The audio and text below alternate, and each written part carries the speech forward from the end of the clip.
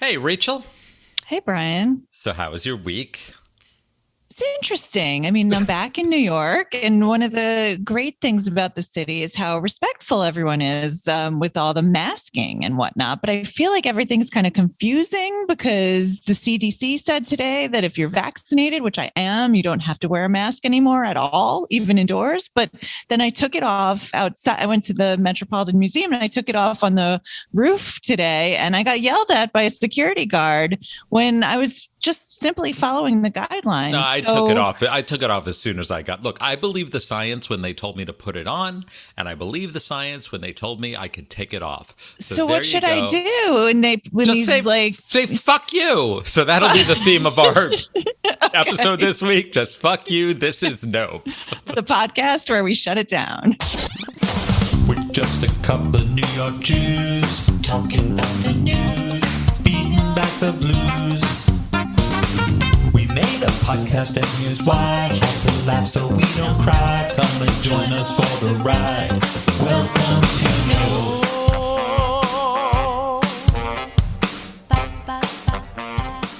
Okay, Rachel. I wish I could say that I got a lot of love for everyone loved last week's episode, and I wish I could say I got a lot of love on Twitter, but I didn't because I'm not on Twitter. I know I had to screenshot comments and text them to you, which is I mean, it's a lot of workload for me. You're just like, please tell me what people are saying. And I'm like, okay. You're like, oh, Walt tweeted about us, Walt Mossberg, who we love. And Yes. I'm like, I can't see it. Just send me a screenshot. Maybe I should create an Instagram account of just tweets about Nope and share them with you there. Yeah. On Instagram. No, that's sure. I could have what's that called when you have a secondary account? I should just make a secondary account and all it is. A Finsta. A Finsta. All it could be is you DMing me of things that other people have tweeted Are about. tweeting. Nope.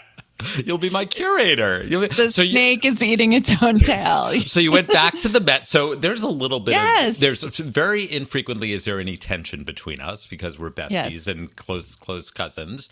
And I'm a little judged because you're back in I know. the I city. went to Manhattan. You're going and I into did Manhattan it. and I'm like, what am I? Chopped liver? I'm working in Midtown almost every day now. And I don't even know. And you're in town because I guess it's Ramadan and It's Ramadan. So am I? yeah, I didn't even think of it. Honestly, I haven't been to Manhattan since March of 2020 with my friend Erin. And so I figured the first time I go back should be today. I thought I'd take AJ to the Met, and Erin lives right around there. And I thought it was only fitting that I so go you with saw her. Wait, you saw friends? It wasn't just you and AJ. Well, You saw other friends? I saw Erin and her son Reed, who is exactly the same age as AJ, born on the same day. And Erin and I went to the city the last time I was in the city in March 2020. I was with her. So I thought it was only fitting that we see each other for my first time back. And we had wine in Central Park, and it was really a delight. I'm sorry. I feel bad. I should have told you. I just didn't think of it. Honestly, you didn't think uptown, of it. you're downtown, Okay, you're working. So that's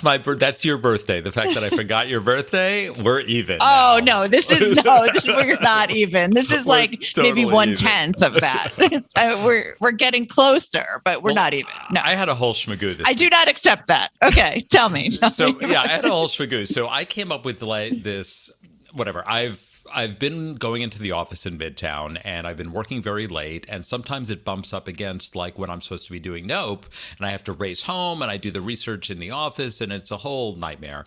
So I said, we have these microphones, and I don't know if it's professional, but we have special equipment that we use for this, but it's a whole thing to lug it to the office. I said, what if I got one of those really high quality gamer headsets where it's a headphone and a microphone, because I see them with people on Twitch and stuff. You told me about this. Sound you were is I'm really going to try good. it. I was I'm going to try it, great. and maybe Yeah. it's just as good, and I can keep one at the office, and if we have to record from the office, we'll do that. We thought we could do an A/B test with you on the Exactly. gamer headphone and me on the microphone. Yeah. Okay. So I Google best podcast headphone combos, whatever, and it gives me the first one is $500, and I'm like, nope, not doing that. Oh. And then there's one that's $89. So this is as good as the Super Pros, and it's the bargain of the year.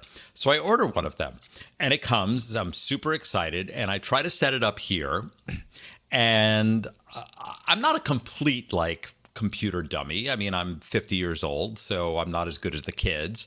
But I set it up, and like for the life of me, I can't make the microphone work. I can't make the little red dots go to indicate. Are you that just having like some sort of like technological breakdown? Like you're like I was out of having Twitter, Facebook. It's like I was having a tech stroke.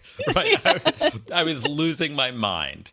So I decided to bring it into the office today and say, okay, maybe we'll record tonight. I just got home like a half hour ago. Maybe I'll record from the office, and I can do it just on my laptop because we do it on Zoom. And I set the whole thing, maybe a new computer, maybe the headset knows I'm in a new location and it'll behave differently this time. Like this one better. Yeah. It'll like this venue. Better chemistry. with the atmosphere. So I plug it in and it still doesn't work. And I'm like, God damn it. Like, these things are supposed to work. And I swear I spent a half hour like plugging and unplugging and disassembling and reassembling these things. And it has the little headset, and I tried disconnecting it. Anyway, there's like a Gen Z guy who works in the office, and I'm about to like call him. It's like a mark of, it's like the scarlet letter, right? Where this letter is like, you know, Gen X. It's like a red X. Like, I can help. I can't set up my gamer headphones. And I said, wait, maybe there's some like software I'm missing. And I didn't bring the documentation. So I just like Google the name of the thing that I can't even remember. And I'm like, there's software. You needed the driver probably. Yeah, but who needs a driver anymore? That's like, it's like not 1998. I know. You don't need a driver to install. It should be plug and play. Of course, but sure enough, there's a driver. So I download the driver. I think I'm like, oh, I'm so clever now. I found the software, and I download the software, and it's a zip file, which I know how to click on, and it's an exe file, whatever. It's the installer thing that I think I know how to do, and it just keeps like erroring out. Finally, after like an hour of this, I realized... Is it not for a Mac or something? It's not Mac compatible. It's Windows. Yeah. Windows. Like, how could a fucking headset be only for Windows? They're like fully compliant with Xbox, PlayStation, Windows. And I'm like... Bill Gates. Talk to Bill. I don't know. Absolutely. So I'm so old. My God, I can't figure this out. So now what do you do? How do you return something? This thing is like in a million pieces now. And like in principle, it's $89. I want my $89 back. On the other hand, it's going to cost me more than $89 of my time to stuff this thing in a box. I think you should just like hack it into bits and send it in like a Ziploc baggie and say that it's justified. I'll say it showed up. I'll say it showed up this way. This is how it came. Okay, no. Let's do some notes. Rachel, I think you're going to start us out today. Yeah, so I want to start out with this Chinese rocket. Are you familiar with this thing? Yeah. It was like the Skylab of the 21st century. Remember Skylab? Or were you too young? I don't remember Skylab. Yeah, 1979, 80. It was like the first This is our generational differences showing up. We're 5 years different. Yes. Okay, so it's Chinese things fell to the earth. So I spent the early part of this week wondering where this Chinese rocket booster was going to. Is that what you do with your time? I know. I was wondering where is it going to make landfall? Like the whole world seemed like they were on the edge of their seats for 3 whole days. Nobody seemed to know. The European Space Agency predicted this risk zone that encompassed like the entire Earth, including like all of the Americas, all of Africa, all of Australia, parts of Asia, Greece, Italy. So I was like, great. I've spent my whole life terrified of like highway driving. And now I conquered that fear. And I'm going to get hit by a rocket on my way to the grocery store, after all that. So how did this happen? So on April 29th, the Chinese space program sent a section of what they call the Heavenly Harmony space station, which has like a really nice. That's a very Chinese name for a Heavenly satellite Harmony. or a missile or a airship carrier or whatever. Yes. Right. So they send this piece of the Heavenly Harmony space station into orbit, but for some reason, the booster rocket that gets it into orbit, which is this like 100-foot, 20-ton thing, also went into orbit with the bit from the space And it's not station. supposed to. It's supposed to. It's not supposed to. Right. It's supposed to come down. It's like, whooops, like, get rid of this thing. What do we do with it? Right. So the booster rocket is in orbit, circling the Earth at like 18,000 miles per hour. And even the smartest astrophysicists in the world had no idea what was going to happen, where this thing would land when it eventually comes out of orbit. And that's one thing I don't understand, Brian. Do you know why the space station stays in orbit while the rocket booster falls out of orbit? Is it the There must shape be of some the thing? force that ejects the rocket, the booster. Isn't that the whole point? Or it's tied on with clasps and they let No, the but clasps... once it's in the orbit, like how come that comes out of it and the space station? I don't know. doesn't? I mean, there's so little G's that probably if they unlatch it and there's a little bit of force that sends it on a downward trajectory, it starts going down and eventually it goes down. Yeah. Yeah. There's a whole Neil Stephenson novel about this called 70s. But yeah. Okay. So this thing is hurtling through space and it's created now this whole conflict between the US and China because Brian, your favorite NASA chief, Bill Nelson, delivered this rare rebuke to the Chinese government saying that they failed to meet responsible standards in handling space debris. I agree. I agree. Team Bill Nelson, always. Definitely, always. I know. I mean, he got our yup. So the Chinese media went into full spin mode and called this a bunch of Western hype, not worth worrying about. And then the Chinese fired back and said that Americans have a double standard and that we are also irresponsible stewards of our space debris. And they pointed to a SpaceX rocket that fell to the Earth in March. And that one left parts in farmland in the Western United States, which I didn't know.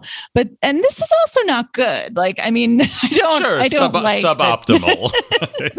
But SpaceX But it is also, a with private SpaceX, company. it had a purpose of coming down, which is that it had people in it, or like it's a reusable rocket. That's the point. It wasn't like it was this free-floating jettison thing to launch rocket. Something else. Right. It exactly. wasn't the whole it was an accidental byproduct. It wasn't like a catastrophic disaster. Like, it was different. Exactly. It's a whole different story. So it's different. It's apples and oranges, and one was a government thing, the other thing's a private company. But anyway, the good news is the rocket wound up landing in the Indian Ocean near the Maldives and didn't harm anybody. I feel like everything winds up in the Indian Ocean. I know.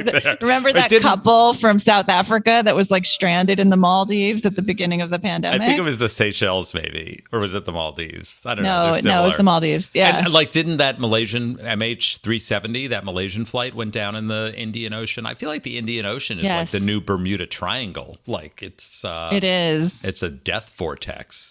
Like nothing good happens. So there. It's a pretty big ocean. But anyway, so we're safe for now. But there are 10 more Chinese rocket launches on schedule for the rest of the year. So what could possibly go wrong, right? No, they're not good stewards of space. So neither are we. So can't we just get together and have like some kind of international accord for handling space debris? I feel like I volunteer as a negotiator. I think we can all come to an agreement that having unpredictable have two guests on the podcast, and Bill Nelson and whoever his counterpart is, and the Chinese Communist Party. We will settle this once and for all, and we will all be safe from space debris. It's a mutual interest. I really think we can like have every stakeholder has an interest in handling resolving space this amicably, appropriately. Yes. Okay. So nope to space debris. No, that's a pretty easy no. Okay, Rachel, what's next? So let me ask you a question, Brian. Yes. What is the median price of a home in Brooklyn? In Brooklyn? Well, if you ask me about like brownstone Brooklyn, that's a very different answer from like entire East New York Brooklyn. And Coney Island. Like if you had to guess, $750,000. That's great. Very close. I'm not going to tell you yet what the real answer is. I don't but know. This is a question that this was a question that was asked of 8 New York City mayoral candidates by the New York Times editorial board. And the answers will shock you. They were all over the map. Okay. And listen, like, I don't think you need to know the exact answer. Like, Brian, your answer was great. It's very close. But if you're running for the mayor of New York City amid one of the worst housing crises Right. in generations, you should probably have it in the ballpark. I mean, maybe plus or minus 20% to be generous, but not that knowing this number should be the litmus test for who is fit to govern. But come on, like everyone in New York is obsessed with real estate, right? This is not like so hard. Okay. So 2 candidates in particular gave insane answers. Sean Donovan, who was literally housing commissioner under Mayor Bloomberg, answered, I would guess it is $100,000. Wait, you can't buy a garbage dumpster for $100,000. You can't buy a parking. You can't buy a parking space. A parking spot. I know. So then there's Ray McGuire, who I actually thought until now was a very good candidate. He's that executive. Yeah, he's from like a Citigroup. city. Yeah. Yeah, and he's positioning himself as like the number cruncher, the investment banker, and his guess was even more insane. He said $80,000 to $90,000. Right. Okay, so to get in their head. Like, is it that they think that New York is more affordable, or like does Ray McGuire, who's probably has hundreds of millions of dollars, right? Does he just think like, oh, well, I'm privileged, but all these other people are living in poverty, therefore it must be super cheap for them? I'm trying to get in their head. I think so. I think it's just they're so divorced from the reality of ordinary New Yorkers that they think like, oh, they can live for, like they sort of crunch the numbers and think like, okay, someone making under 100,000, it doesn't matter. They can buy a house for 80,000. It makes them feel better about their own wealth, I think. Yeah. Right. So have you decided, by the way, this is probably not what you want to talk about. Have you decided who you're voting for? I haven't. And it's probably because of this. Honestly, it's thrown me into chaos. I'm like, how can I vote for somebody who doesn't know the price of a house in Brooklyn? So let me just say that the last time the median home price in Brooklyn was around $100,000 was in the 1980s. Okay. So the actual median price of a home in Brooklyn is $900,000. So Brian, you were close, 20%, right? Basically. Yeah. Right. 20%. So these guys who are running for mayor, one of whom was the housing commissioner under Mayor Bloomberg, and the other one who is like this rich banker, they were off by a factor of 9 or 10. Okay. So that is not good. Therefore, I am more qualified to be mayor of New York City. I hereby declare my candidacy. And given the options, I have a real shot. Yeah. And do you know who the only person was who got it right? Exactly. I would assume it's the borough president of Brooklyn, Eric Adams. No, he said 550,000. Which is like... That's a Shonda, since he's that. Like, how are you the Brooklyn borough president and don't know it within 100K, right? I don't. Andrew Yang, Kathy Garcia. Yes, Andrew Yang knew it. Andrew Yang. Kathy Garcia was close. Maya Wiley was the only one who went over. She said 1.8 million, which is like, Price is Right rules. I don't know. Yeah, you can't go over. So I can't. I was going to vote for her actually, but now. But now I can. Okay. So I don't know. Okay. I mean, the Democratic primaries on June 22nd. It's a hard choice. It's hard. Choice. I don't know who I'm going to vote for. I hope like these people can get their shit together and name some prices before then. Right. Name your price. Right. We will not be undersold. Are we going to go through the other boroughs? Like, do they need to know what the average price on Staten Island is? No, because there's no Democratic votes there and nobody votes in the primary. And nobody cares. But Brooklyn, I mean, that is like where people live. That's the heart of Democratic New York. Yes. Oh my God. Okay. No. Know your audience. No, absolutely not. Appalling. It's appalling. Okay. It's a disgrace. It's a disgrace. Okay. I have a couple here. So, remember a few weeks ago when we talked about this Polish neighborhood in, was it Krakow, I think? It was in Krakow. And there was like an animal there was an animal in a tree and everyone was terrified and they didn't leave their houses for a week because they thought it was going to kill them and it would turn out to be a croissant. Exactly. And then also, I think that same episode, we talked about a guy who had a box of bees in his, like 10,000 bees in his backseat. Riding in the back of his car. Yes. Right. So we have lots of continuity here. Well, I have a story that is the best of both worlds. So this is a story that takes place in a Houston neighborhood. almost Poland. And you know that app next door where they like share local news and updates? It's like a Citizen, but like it's like gossipy. Nice. Right. And they said that there was an animal out and about. And everybody should be on the lookout. And it turned out that there was a Bengal tiger. I thought you were going to say like a baguette. Or a Bengal tiger roaming the streets. It was spotted roaming, sprawling on front lawns, and at one point it was stalking one of the neighbors. Like a full-on Bengal tiger. Like a full-on, the tiger case. Like, yes, like full-on tiger, right.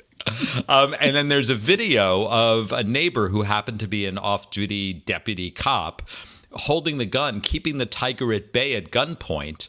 And the officer was just saying, whatever, stay back. He didn't want to have to shoot the tiger, but he also didn't want it to pounce on him.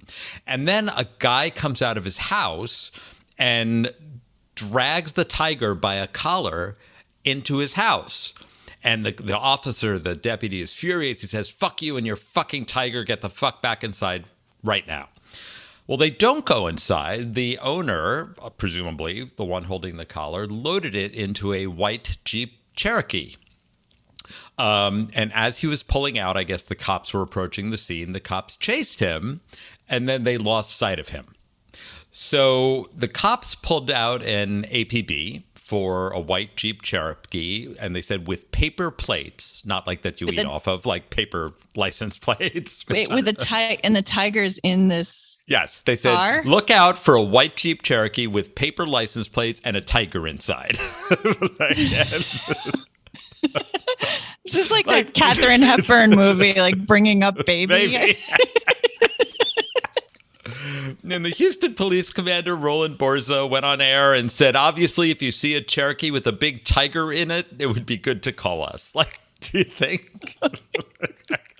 Like, how do you get close like enough? Driving on the highway and like you look to your left and or like you're parked at the Walmart and there's like a cute dog in the car, but there's a tiger, Bengal tiger. So eventually they caught the guy, and his name is Victor Hugo Cuevas, not Victor Hugo, the author, Victor Hugo Cuevas. Les Miserables. Well, he is about to be Les Miserables when I tell you his story, because it turns out that this is a guy who was out of jail on bond for a, quote, unrelated murder charge. Oh, okay. Right. So I didn't know that they let people out on bond for murder charges. I guess this is what you get when you do. You get a tiger. You get a tiger on the loose. Why would he? They caught the guy, but there was no sign of the tiger. So they arrested. Disappeared from the car?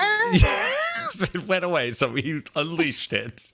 So now they got Victor Hugo, but they did not get the tiger. And I say, if you have a choice of catching the tiger or catching Victor Hugo, get the tiger. Get the tiger. It's like, in the event of a crash landing emergency, put the air mask on yourself first. Before you help others. Put it on the child. Catch Yes. the fucking tiger, right? And then they arrest Victor Hugo Cuevas because they say that having a tiger might be a violation of his release on bond. No, just like having a tiger and fleeing the police is a violation. This can't be right. So then this tiger, I feel bad for the tiger, honestly. Like, I'm team tiger. Okay, so wait, the plot thickens. So apparently Cuevo, when he escaped with the tiger, also had with him two monkeys. That were in the car. Is this like his army? Like it's like his militia? They were headed to the Capitol. It was January 6th. So I feel bad for the poor monkeys who were in a Jeep Cherokee with a tiger, with an angry tiger. I feel bad for all of them for being in a Jeep Cherokee with Victor Hugo. Why didn't they So get him? as of press time, there was no sign of the tiger or the two monkeys. The monkeys were probably in the tiger's stomach, certainly. Oh my God. This is really alarming. The monkeys are on the loose too. They're not on the loose. They were eaten, I think. Oh my They have to have been God. eaten. This is so sad. Do This is tigers gonna- eat monkeys? This is terrible. I This is think the if worst they're of the hung- bees. If they're hungry enough, I think they'll eat anything, honestly. Well, it all depends on what Victor Hugo is feeding the tiger, how hungry it was. Yeah. Yeah. Oh my God. Okay, so Oh, what goes that's around comes terrible. around, I guess. So nope to Victor Hugo. Nope Great to Victor. Nope to carrying these animals around in a car. That is so cruel. No, absolutely not. It's cruel to have them domestically anyway, but yes, absolutely. Putting Putting- them in the car, fleeing the police, and Fleeing then a scene of an accident. releasing them. Don't they always say never take a domestic house pet and release it in the wild? It can't fend for itself. Well, that's what Never happened. take a wild house pet, a wild, I don't know, jungle cat and put it in a car. Okay, shut this down. Enough. No. Okay, no. Okay, I have one more. So we're coming out of the COVID era now, we hope, and we're beginning to have a historical perspective. Here's my transition. And one of the things that defines an era when the history books look back is the food that we eat, right? So there will be a whole chapter, I'm sure, on what we ate during the pandemic and the lockdown. And of course, the cooking revolution involved banana bread. And we're coming, you talked about, you made banana bread, right? Yeah, I would make it in the beginning. You would. In the beginning. In the beginning. There At was the time of banana the bread Big Bang. before the molecules formulated into matter. You were making Into sourdough. and air fryers. You were making banana bread. Okay, so we're now in the post banana bread era. And there's a new fad, and the apple hasn't fallen far from the tree, or should I say the banana hasn't fallen far from the tree, because the hottest new ingredient is banana peels. It's just such a joke. People are banana eating peels? banana peels, and it is not a joke. So It's a literal joke. Like people slip on banana peels. They're the ultimate garbage food. It's right. It is the ultimate detritus, right? It's like no, this is not even part of Waste. nose to tail dining, right? It's like throw out the No. pit, the peach pit, and throw out the banana peel. But no. But I'm ready to be convinced. Tell Okay, me. here I go. I'm going to convince you. This comes from a very elevated, elegant source, which is Nigella Lawson. You know who that is. She's Yes, I British. love her. Yeah, she has a new book called "Cook, Eat, Repeat" and an accompanying TV show, and she shocked the nation last week with a new dish, which is a Our fragrant. nation or her nation? Her nation. She doesn't have TV shows here. She has TV shows there. And the new dish is a fragrant cauliflower and banana peel curry. So she did this on air, and people were totally shocked. And then this woman named Nadia Hussein, who's another celebrity chef, went on to Good Morning Britain, which is our favorite show. We get a ton of remember that woman who threw, what did she throw to predict that Adele? Oh, she threw asparagus. Remember that woman who was a soothsayer on Good Morning Britain, and she threw down She a was on bunch of Good Morning asparagus? Britain? Yeah, and Okay. she predicted that Adele would win the Grammy or something. Or would have Something the like Christmas #1. Anyway, so she went on air and she said, don't chuck the peel away. Cook it up with some garlic and onions and barbecue sauce. Stick it in a burger, and you've got pulled pork or pulled chicken. So now we're making meat Okay. substitutes. And it turns out that this trend dates back to 2019. There was an Insta meme where vegans were in their chat Reddits or whatever you call them, were making online recipes treating banana peels like bacon. And apparently peels as pork became a thing. Like pulled pork were pulled peels. And it began showing up on restaurant menus, and this is just what they cite, in Hawaii, New Zealand, and Malta, the island nation of Malta. Malta. Okay, well, listen, I'm not going to knock it until I try it. It sounds ridiculous, but a lot of things sound ridiculous. And maybe if That's right. It's actually tasty, a this is delicacy. I did some more research in Bangladesh. It's commonly eaten as a thing. So I don't want to. Well, Nigella Lawson, either if she's going to culturally appropriate something like banana peel, she should at least acknowledge cultural heritage. But here she is, just taking it on for shock value. The vegans are making bacon out of it. Is she doing that? Oh, interesting. Okay. I'm interpreting what she's doing, but I'm trying not to disrespect the fact that it's a Bengali tradition. Okay. Well, I mean, or Bangladeshi, right? It's not Bengali. Oh yeah, Bangladeshi. That's disrespecting the tradition. But anyway, I feel like if banana peels can be a meat substitute, and I started thinking about the texture, can't we also figure out a way to like tan banana peels so that they could be like a leather substitute and you could wear like a banana peel leather jacket? Oh, sure. There's all kinds of uses. Right? All kinds of uses, like, why not just go whole hog and do the nose to tail and turn the banana peel into the new skin? I'm all for that. Yes. Okay, so this was a nope, but we turned it into a yup. Okay, by the way, for the record, Bengali is an ethnicity. Bangladeshi is a nationality. Bengalis are Bangladeshis, but they can also be Indians. So Indian, yes, because I know someone who's Bengali and Indian. Okay, so I was Bengali is. You were Bangladeshi in the area. I was in the right. Right. You're in the region. No disrespect to either Bengalis or Bangladeshis. My bad. I got confused. Anyway, let's move on to another chapter section in the post-COVID food history. It has affected everybody's consumption habits, even our most virtuous liver of life, like person who lives life, not liver like pancreas. Not like a liver. Like a liver. Gwyneth Paltrow. Like that was just my way. That was the antonym for Gwyneth Paltrow. Right. So she was on a podcast this last week, and she was boasting that during COVID, she went totally off the rails and ate bread.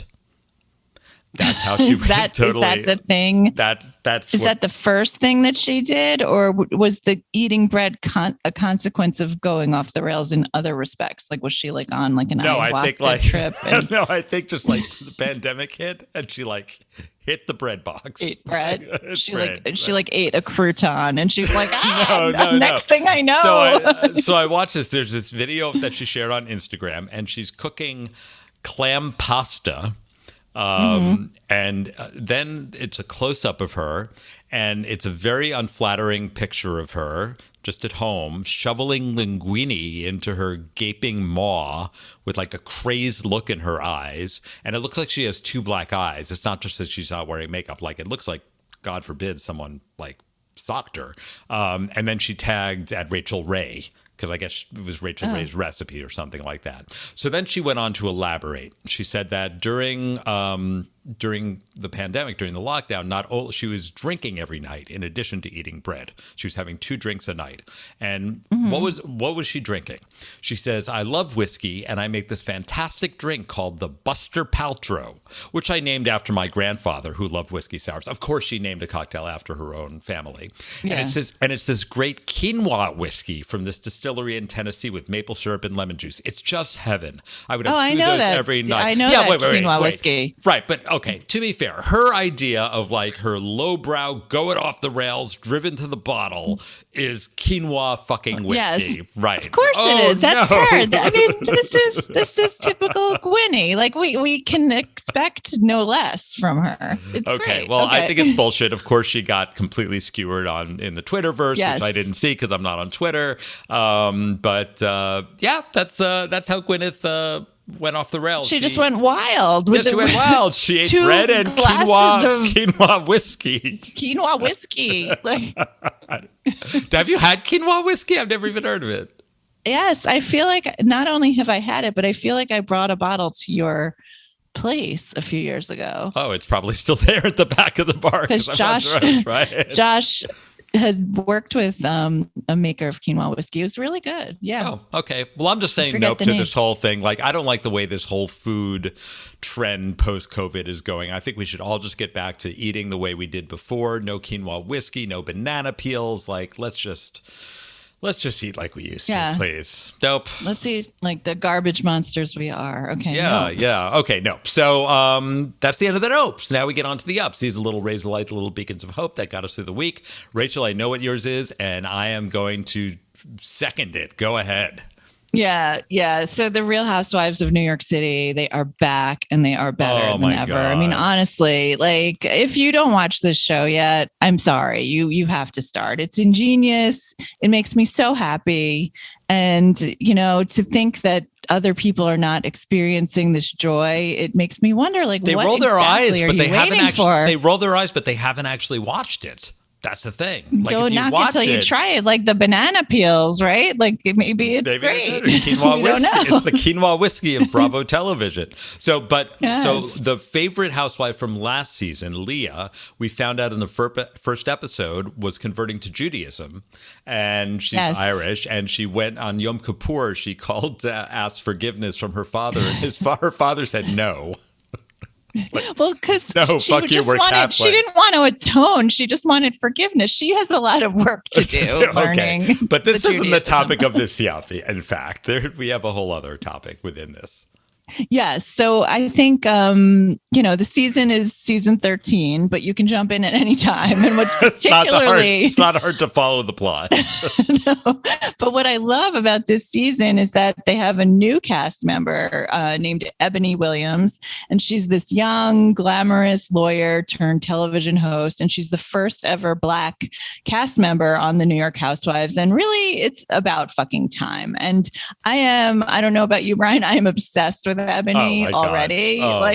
She's brilliant. She's by far the smartest of the housewives already. Smart, yes. And the sassiest and the funniest. And she's going to reinvigorate the franchise.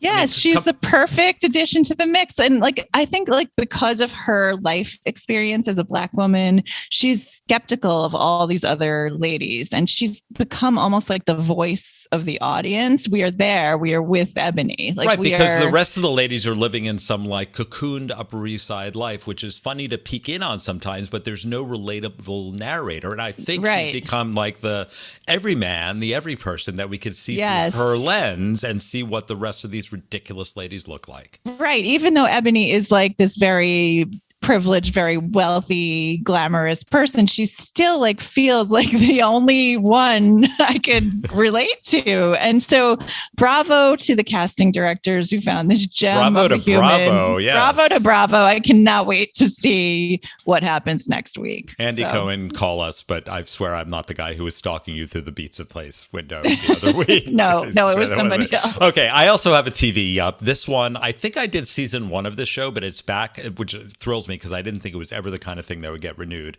It's called Everything's Gonna Be Okay. It stars this Australian actor comedian named Josh Thomas, who's originally on a show called Please Like Me that was also a yup you of love mine. that person. I love yes. that person, right. So this show very briefly is about the guy from Australia who comes to visit his father and his 2 stepsisters in New York, half sisters in LA. The father dies and he winds up being the caretaker for the 2 girls, and one of the girls is autistic or has Asperger's, and it's just fun. It's a classic dramedy. It's like the character on the spectrum is just so unexpected and smart and funny, but also brings all those issues to light, but it's not like an issues show, and it's just absolutely a delight. And season 2, I don't even know what network it's on. Just nobody knows what it's. Freeform or it's on Netflix or no. It's on linear, but it's okay. I don't know. Just go on demand and type in Everything's Gonna Be Okay, and it'll show up somewhere. Okay. I think it's on Freeform. Is that a network? Yeah, I don't even know. Yeah, that's a network, but I don't know if it's encased in blue or whatever. I just don't know anymore. It's in a turducken. Okay. Yeah. Those are our nopes. Those are our yups. This is the end of the episode. Thank you so much for listening. If you've enjoyed this podcast, please rate, review, subscribe, or better yet, tell somebody in person. That's the best way. Tell your friend, turn to your left, turn to your right. Now that you're interacting, now that you're not wearing masks anymore. Take off your mask in the street, just like the CDC says, and shout it from the rooftops. Shout nope to the masks and yup to the podcast. Nope. Okay. This has been a terrible, terrible week, but a fun podcast to record. Thank you for listening. This has been Nope, the podcast where we shut it down.